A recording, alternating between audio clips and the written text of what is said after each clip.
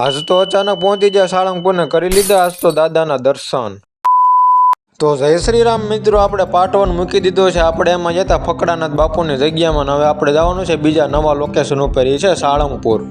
A few moments later. પછી તો સીધી આપણે હોન્ડા કાઢીને નીકળી જવું ને મારો ભાઈબંધ બે આપણે સાળંગપુર તરફ, કારણ કે આજ તો જવાનું છે સાળંગપુર હનુમાનજી બાપાના દર્શન કરવા।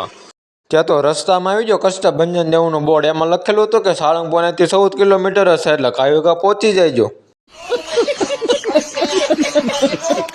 અને પછી નેશનલ હાઈવે ઉપર ચડાવી દીધી આપણી હોન્ડાને, જાય બહુ બાટી બોલાવતી ને પછી તો પહોંચી જાય સાળંગપુર હનુમાનજી બાપાના ઘરે।